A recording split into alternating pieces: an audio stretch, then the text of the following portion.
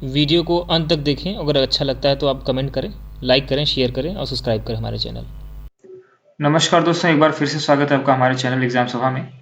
और आज की वीडियो में एनसीईआरटी ज्योग्राफी का एक और टॉपिक है। और ध्यान रखिएगा, मैं यहाँ पे बेसिक बिल्डअप कर दे रहा हूँ। इसके बाद से अगर आप बोलोगे तो मैं उसमें हाई लेवल के और डीप लेवल के भी वीडियो बना सकता हूँ। और क्योंकि आप जानते हो कि जो एग्जामिनेशन होता है उसमें ज़्यादातर क्या होता है कि बेसिक चीज़ें भी हमें नहीं समझ में आती हैं। तो अभी इस प्लेलिस्ट का, एनसीईआरटी ज्योग्राफी के प्लेलिस्ट का बनाने का केवल एकमात्र ही रीजन है कि मैं चाहता हूँ कि आप पहले क्या करो, बेसिक्स क्लियर कर लो। इसी तरीके से एनसीईआरटी हिस्ट्री जो है वो मैंने पहले से बना करके रख दी है। तो अगर आप चाहते हैं तो प्लेलिस्ट जाकर के हमारे चैनल पे देख सकते हैं। और मैं कमेंट सेक्शन में भी डालता रहता हूँ, उसको भी आप देखा करें। तो शुरू करते हैं आज का वीडियो। आज के वीडियो में जो डिस्कस करने वाले वो है भारत के प्रमुख बंदरगाह। तो इसको हिंदी में बंदरगाह बोलते हैं, इंग्लिश में आपका पोर्ट बोलते हैं। ठीक है। एयरपोर्ट हो गया तो आपका वो वायुयान वाला पोर्ट हो गया, लेकिन केवल पोर्ट की बात करेंगे तो वो आपका पत्तन या फिर बंदरगाह होता है जहाँ की समुद्री जहाज चलती है। अब ये मेजर पोर्ट की बात करेंगे तो ये किसके अंतर्गत आता है? जहाज रानी मंत्रालय, सेंट्रल गवर्नमेंट। ठीक है। शिपिंग मिनिस्ट्री होती है। ठीक है। अब बात करते हैं कि इसमें कितने तरह के पोर्ट पाए जाते हैं। तो बेसिकली 3 तरीके के पोर्ट पाए जाते हैं। जो बड़े पोर्ट होते हैं उनको सेंट्रल गवर्नमेंट डील करती है, और जो माइनर और इंटरमीडिएट पोर्ट होते हैं उनको स्टेट गवर्नमेंट डील करती है। 95% जो ट्रेड होता है वो आपका जहाजों के द्वारा, समुद्री जहाजों के द्वारा होता है भारत में। चाहे वो निर्यात करने की बात हो, चाहे आयात करने की बात हो। क्योंकि आप जानते हो कि विशाखापत्तनम जैसे पोर्ट से हम क्या करते हैं कि आयरन ओर जो होता है, हेमेटाइट मैग्नेटाइट, जो उसके ओर्स पाए जाते हैं, उसके अयस्क पाए जाते हैं, उसका हम एक्सपोर्ट करते हैं, उसका हम निर्यात करते हैं जापान को। और इसी तरीके से अन्य कंट्रीज को, जैसे चाहे वो आपका खाड़ी देश हो, चाहे अन्य और कोई देश हो। तो इसी तरीके से आयात जो करते हैं वो भी जहाज के माध्यम से ही करते हैं। हमारी जो कंट्री है वो आपका सबसे बड़ी, मतलब ठीक ठाक समृद्ध कंट्री है। किसके मामले में? समुद्री किनारों के मामले। नहीं तो बहुत से ऐसे कंट्री पाए जाते हैं जहाँ पे आपका लैंड लॉक कंट्री होती है, वहां पे कोई भी एसेस नहीं होता है। तो इस मामले में हम लकी हैं। अब बात करेंगे इंडिया में 95% ट्रेड तो मैंने बता ही दिया। महाराष्ट्र में छोटे बड़े 53 पोर्ट हैं। गुजरात में 40, तमिलनाडु, हाँ ठीक है, तमिलनाडु में 15 और कर्नाटका में 10 और 82 अन्य पोर्ट पाए जाते हैं। सीधी सी बात मैं ये बोलूं, 82 अन्य पोर्ट मतलब कि इन चारों के अलावा जो अन्य पोर्ट की संख्या है 82 है। आपको कभी ऐसे नंबर्स नहीं पूछेगा। हाँ, इतना जरूर पूछ सकता है कि किस पर्टिकुलर प्रदेश में सबसे अधिक छोटे बड़े पोर्ट पाए जाते हैं, तो आप महाराष्ट्र का नाम लीजिएगा। वहां पे 53 पोस्ट पाए जाते हैं। गुजरात में 40 पोस्ट पाए जाते हैं, पोर्ट पाए जाते हैं। अब बात करेंगे कि आखिर ये पोर्ट जो हमारे भारत में कहाँ कहाँ हो सकता है, किन किन प्रदेशों में पोर्ट है। तो ये तो ऑब्वियस सेंस वाली बात है कि जिन राज्यों में आपका जो तटीय लाइन है वहां पे पोर्ट ज्यादा पाए जाते हैं। लेकिन इसका एक्सेप्शन भी है। जो आपका कोलकाता है, कोलकाता में हुगली नदी पर भी पोर्ट बनाया गया। मतलब कि वो नदी जो है, नदी के अंदर, मतलब कि समुद्र से नदी के अंदर जाते हुए वहां पे पोर्ट बनाया गया है। तो ये भी आप ध्यान रखिएगा, कोलकाता में हुगली नदी पर बना हुआ पोर्ट। ठीक है, बंदरगाह। अब समझते हैं। तो 9 तटीय राज्य पाए जाते हैं, तो बेसिकली वहीं पे है। कोलकाता भी आपका समुद्र के किनारे ही बसा हुआ है। सो कोलकाता मतलब जो, ये आपका किसी प्रदेश का नाम नहीं है। ठीक है, पश्चिम बंगाल के अंतर्गत कोलकाता पाया जाता है। और 9 राज्यों की बात करेंगे तो केरल, कर्नाटक, महाराष्ट्र, गोवा, गुजरात, वेस्ट बंगाल, उड़ीसा, आंध्र प्रदेश, तमिलनाडु। और इसमें एक नाम जो छूट रहा है वो है कर्नाटक। ठीक है, 1 2 3 4 5 6 7 8 और 9, तो इस यहाँ पे 10 आप कर लीजिए, क्योंकि कर्नाटक, सॉरी, 10वां नाम आपका कौन सा है वो आप बोल सकते हो। वेस्ट बंगाल को मैंने यहाँ पे शॉर्टकट में लिखा था, मुझे दिख नहीं रहा था, इसके लिए मैं सॉरी चाहूंगा। लेकिन ध्यान रखेंगे कि इसमें यहाँ पे वेस्ट बंगाल जो है उसको भी अगर शामिल कर दिया जाए तो 9 तटीय राज्य पाए जाते हैं। ये बेसिक एकदम कंप्लीट क्लियर है, इसको आप दोबारा मत कंफ्यूज होइएगा। ठीक है ना? तो अब ये जो 9 राज्य हैं उसमें सबसे अधिक महाराष्ट्र में पाए जाते हैं, फिर गुजरात में, इसी तरीके से सारे जगहों पाए जाते हैं। मैं सभी की चर्चा तो नहीं कर सकता, ये मतलब कि अच्छा भी नहीं है। जो ज्यादा इंपॉर्टेंट है एग्जामिनेशन के लिहाज से या फिर किसी अन्य महत्वपूर्ण लिहाज से, उसकी चर्चा हम यहाँ पे करेंगे। अब आप ये समझो कि जो हमारा भारत का स्ट्रक्चर पाया जाता है तो वो कैसा बनता है। वो एक्चुअली देखो, एक वेस्ट होता है, एक आपका ईस्ट होता है। तो ईस्ट और वेस्ट जो है वो आपका उन दोनों जगहों पे पाया जाता है। सो वेस्ट कोस्ट और ईस्ट कोस्ट मतलब कि पश्चिमी घाट और पूर्वी घाट, दोनों जगहों पे आपका बंदरगाह पाए जाते हैं। जो आपका पश्चिमी घाट है, पश्चिमी घाट से मेरा तात्पर्य है कि गोवा हो गया, महाराष्ट्र हो गया, इसके साथ साथ दमन दीव हो गया, गुजरात हो गया। ठीक है, केरल, तमिलनाडु, ये सारे जो जगह हैं, इन जगहों पे आपके जो पोर्ट हैं वो आपका ज्यादातर नेचुरल हार्बर होते हैं।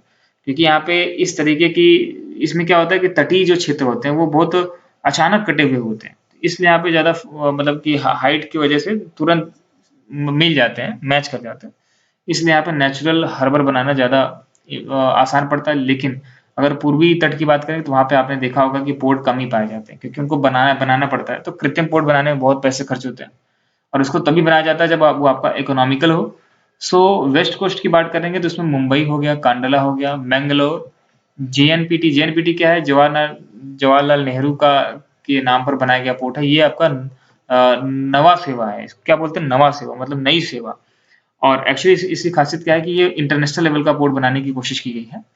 इसी तरीके से मोरमुगांव और कोचीन पोर्ट हो गया, तो ये सारे वेस्ट कोस्ट की बात है। अभी मैं सारी की चर्चा करूंगा, जो भी इंपॉर्टेंट है सभी की चर्चा होगी।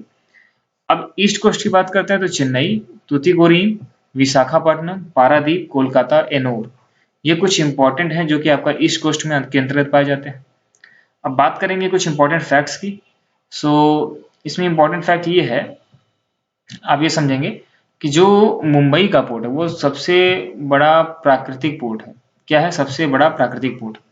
यहाँ पे आप यह ध्यान रखिएगा, तो मुंबई का जो पुराना वाला पोर्ट है वो इंडिया का सबसे बड़ा और नेचुरल पोर्ट है, ध्यान रखिएगा, नेचुरल हार्बर है। जबकि उसको कुछ ऐसे भी पोर्ट है जो कि आपका नेचुरली नहीं बने, उसको बनाया गया है, वो भी चर्चा करेंगे। जैसे तमिलनाडु में आप देखते हैं कौन कौन से इंपॉर्टेंट कोस्ट पाए, मतलब कि इंपॉर्टेंट पोर्ट पाए जाते हैं।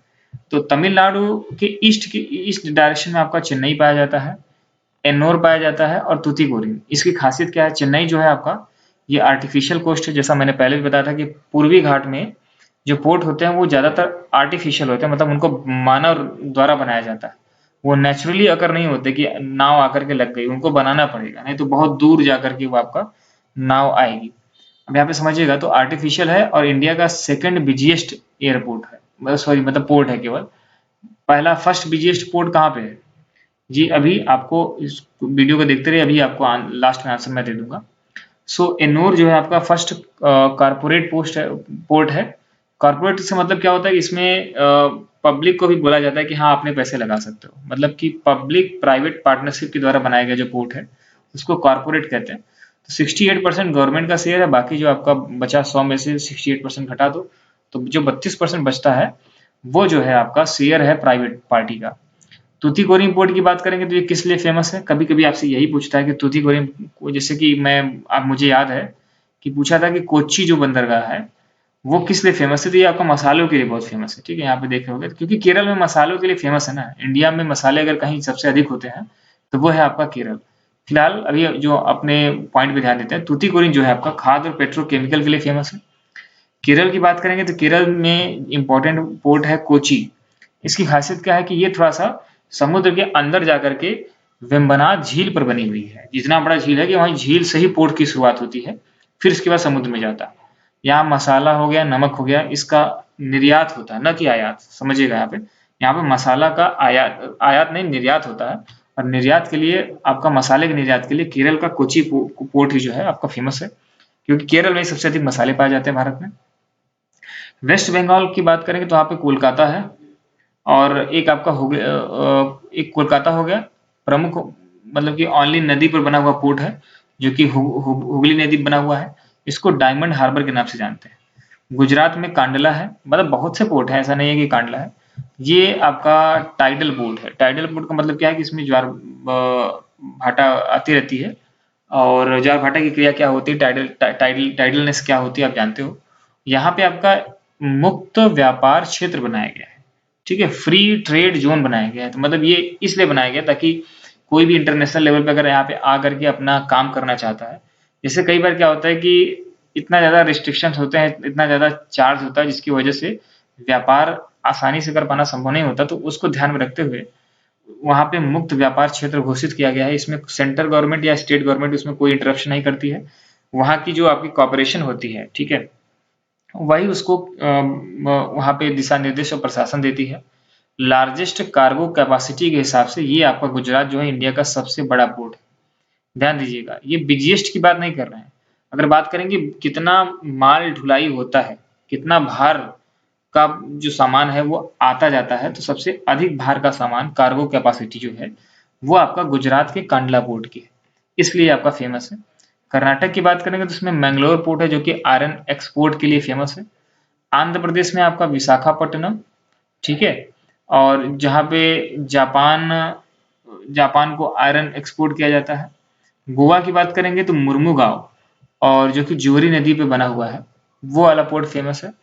उड़ीसा में आपका पारादीप फेमस है, जो कि एक नेचुरल पोर्ट है। और उड़ीसा में मतलब कहने का मतलब क्या हुआ, पूर्वी घाट में भी बहुत कम ही ऐसे पोर्ट हैं जो कि आपका नेचुरल है। और ये आपका उड़ीसा है, तो ये बहुत बड़ी बात है। और आयरन की बात करेंगे तो उसका एक्सपोर्ट जो है उड़ीसा से होता है, क्योंकि आप जानते हो कि उड़ीसा से लगे हुए राज्य, चाहे वो छत्तीसगढ़ हो चाहे वो झारखंड हो, ये दोनों के दोनों आपका बहुत ज़्यादा आयरन रिच हैं, आयरन और रिच हैं। महाराष्ट्र की बात करेंगे तो महाराष्ट्र में मुंबई हो गया, और जवाहरलाल नेहरू नवा सेवा जो है आर्टिफिशियल लार्जेस्ट पोर्ट, दोनों अलग अलग है, ध्यान दीजिएगा। मुंबई में ही पाया जाता है, लेकिन मुंबई का एक पुराना पोर्ट है जो कि सबसे बिजिएस्ट है, वो लार्जेस्ट नेचुरल पोर्ट है, इसको मैंने शुरुआत में ही बताया था। लेकिन जो जवाहरलाल नेहरू नवा सेवा है वो आपका इंडिया का सबसे लार्जेस्ट आर्टिफिशियल पोर्ट है। उम्मीद करता हूँ आपको ये समझ में आ गया होगा। अब अगले वीडियो में हम भारत की जो नदी का प्रवाह तंत्र होता है उसके बारे में डिस्कस करेंगे। तो इसी तरह के अगर वीडियोस देखना चाहते हो तो हमारे चैनल को आप सब्सक्राइब कर सकते हो। धन्यवाद।